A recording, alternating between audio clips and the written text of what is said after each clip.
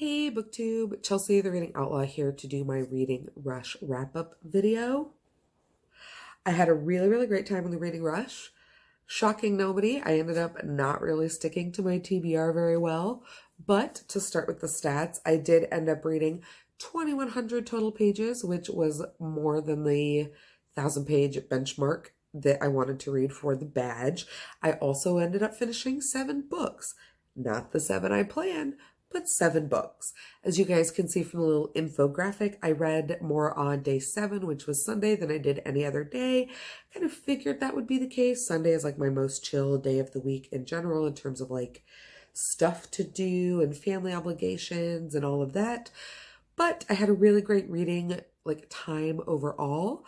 I managed to get pretty much all the badges. The only badges I didn't get were Twitter sprints, the read-in, and the actually book to movie adaptation, because I ended up skipping Gatsby. I tried, I picked it up, just wasn't in the mood this year, which probably means I'll pick it up closer to like in the fall, August, September time when school starts, see if it hits me more like then. Usually it's a summer book, but I just like wasn't really having it this time. So rather than get bogged down and get stuck, I wanted to keep up like my energy for the readathon, so I moved on to other things.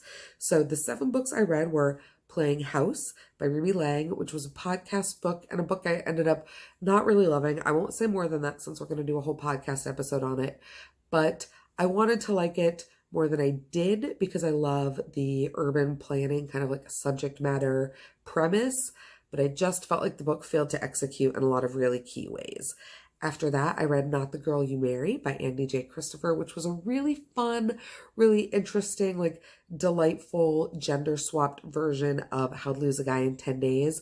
There were some parts that I felt got a little repetitive or could have used with a little bit tighter editing, but I absolutely loved Hannah, our biracial main character, and I really loved the way that switching the genders and the way that Annie managed to do that impacted and reflected on the story. So I really enjoyed it, and that was for the purple cover challenge. Next, I listened to yet again Red, White, and Royal Blue by Casey McQuiston. I won't say a ton about this book because you guys have already heard me prattle on about it to the point where you're probably sick of it, but I love the audiobook of this. This is the 3rd time that I've listened to the audiobook since the audiobook came out. This ended up being the one that I did for the All in the Same Place challenge because I ended up only listening to it when I was sitting like in a certain spot feeding baby.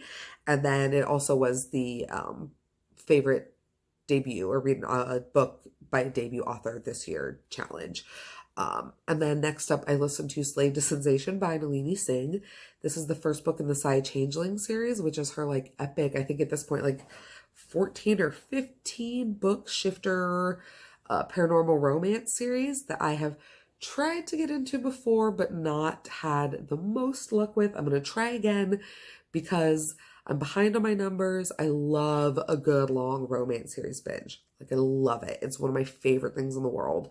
And everybody that I know loves this book. I'm banking on the fact that part of the reason I'm jarring on the first one, or was jarring on the first one, was because it's a little bit older. It's like 10, 15 years old at this point. So some of it just feels a little when it comes to some of the like consent stuff. Also, there's like pack and shifter dynamics that get into that.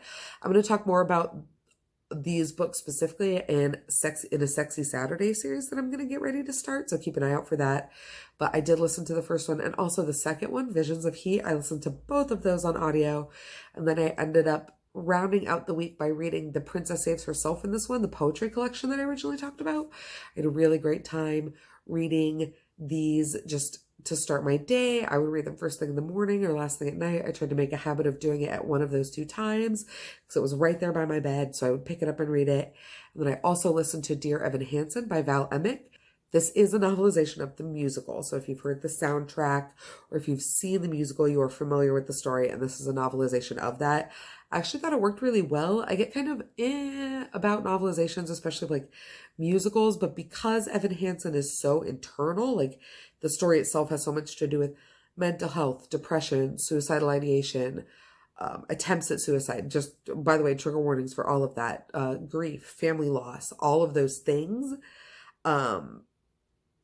It lends itself really well to a narrative and to an internal narrative and internal monologue. So I really, really liked it. There's some like frame taily ghost stuff in here that I thought was interesting to see portrayed in the novel versus like the way it happens in the musical, or from what I understand happens in the stage show. I haven't actually seen the stage show. But yeah, I really enjoyed it. That rounded out like my reading rush.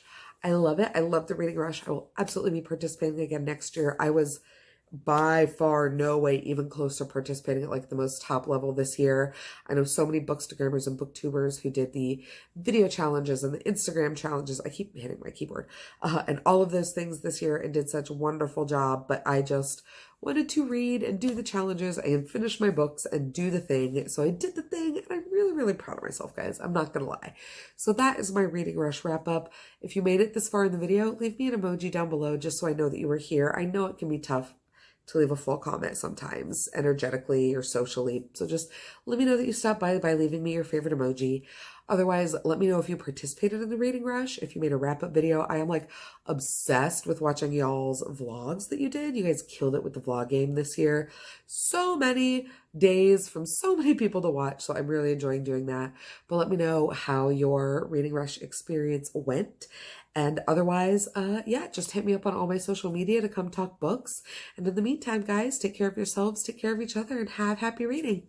Bye.